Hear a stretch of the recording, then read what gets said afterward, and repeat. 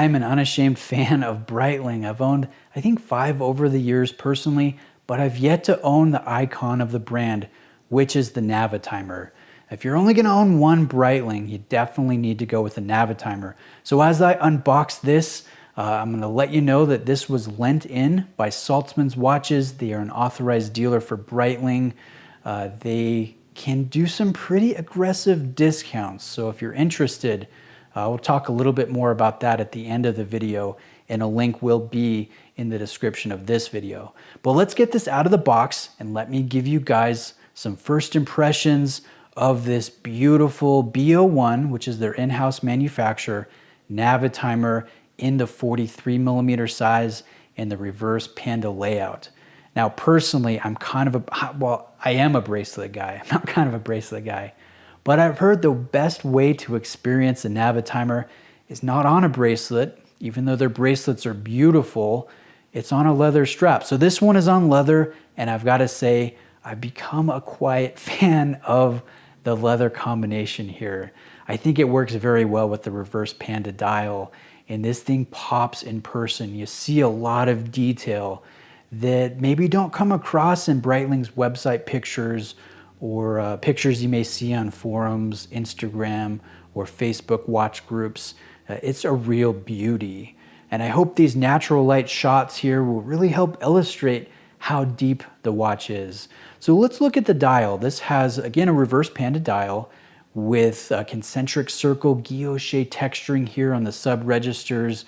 Those do pop very nicely. There's a subtle sunray finish to the black. And I really enjoy the pop of red on the chronograph hand. And you'll see there's a bit of texture to it as well, which I like seeing, and I think is a nice contrast to these diamond polished, rounded applied markers that do grab light very well. We have the new Breitling logo here. So gone are the wings, the aviation wings, and we just have the B logo. And it still looks very handsome in my opinion. There's a date with the blacked out date wheel matching here at the 4:30 position in between that 4 and 5 o'clock marker. We have Superluminova C3. So in low light conditions, the luminescence is actually pretty potent and pretty impressive for an aviation piece.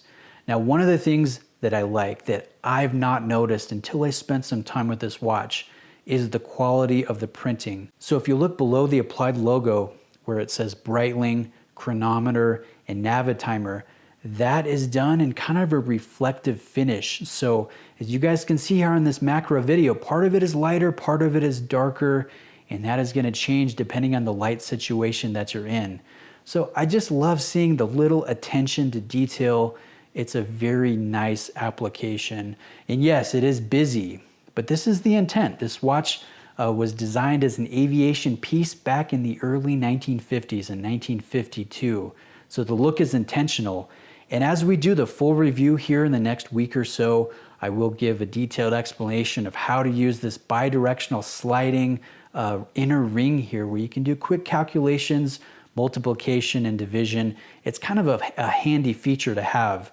And I think even though the look is full, it's not overly full and has a nice visual aesthetic to it. You guys can look at the bezel teeth here, very defined, very grippy. The polish finish throughout is sharp. You can see clean lines here. Overall, you can tell that this is a luxury chronograph. And as we flip it over and look through the Sapphire Exhibition caseback, you guys can get a good look at the B01 in-house manufacturer chronograph. So some specs on this. This has a 70-hour power reserve. It beats at 4 Hertz or 28,800 vibrations per hour. 47 joules. This is a column wheel chronograph. It does have a vertical clutch. So there are a lot of nice things that we like seeing as watch fans. It is a chronometer. It is certified by the COSC, and Breitling has been producing this and using it in the Navitimer since 2009. So it's a relatively new movement, but it has gone through some upgrades and quality control over these past 11 years. I really like the fact that you can leave the chronograph running without fear of damaging the movement, and you can actually use this quick set at any time without worrying about the hand placement. So I like the movement, and it's excellent to be able to see it through an exhibition caseback. Breitling, they really haven't done that too often. I mean, they do it, but they've been doing it more often recently. And I think that adds to the value proposition. When you spend this amount of money on the icon of the brand, you want to see the movement. Even though this isn't an outstandingly beautiful dress watch movement, right? It's still handsome, and it's nice to see, I don't know, to have the little interaction. Like, let me show you this. As the chronograph hand passes 12, and we see the minute counter here tick over to the next index, you can flip it over and actually watch that happen here on this little gear wheel, which is kind of fun to see. So I really like the fact that we see this through the exhibition, this movement through the exhibition window. Now again, let me close you out with some wrist shots and kind of talk about the presence.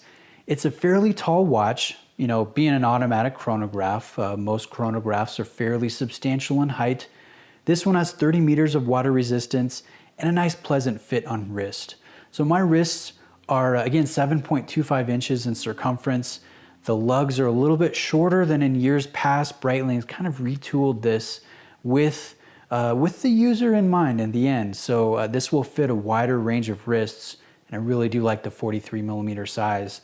They make ones as large as 46 millimeter. They do a 41 millimeter value option that does not have the B01 movement. It does have a Valjoux chronograph with the registers laid at the 12, 6, and 9 o'clock positions.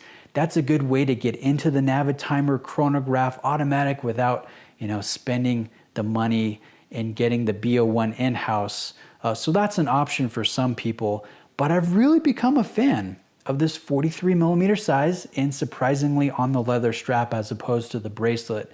Even though the bracelet is beautiful and Breitling has taken the time to make some upgrades to its clasp for this latest generation, which again is nice to see. So this one, as shown, retails for $8,555. And the nice thing is you can get some pretty decent discounts on almost any Breitling model. They do vary for the model, if it's a limited edition, if it's a model that's going to be discontinued or updated in the near future. So if anyone's interested in this, I can definitely recommend Saltzman's. I don't get a kickback. I'm not paid to recommend them, even though they did lend this one in for review. And we're going to be taking a look at other Breitlings that they stock, and Tag Heuer and some of their other brands. But if you call them and name drop me, you'll get an aggressively priced quote, which is nice. If you're looking for a Navitimer, I definitely don't recommend going the gray market route, playing that crapshoot. You want to get your name on that 5-year warranty. And most people don't know you can get very close to gray market pricing from an authorized dealer if you spend the time to do some shopping. So there's a link to Saltzman's website here in the description. Thanks for taking the time to watch today, guys. We're going to get a little bit more in depth in the full review. We'll talk more about the history and again how to use that excellent feature here of the inner rotating ring. So let me know if there's something specific you're looking for, if you'd like me to cover in that video, and we'll see you in the next one. Thanks, guys.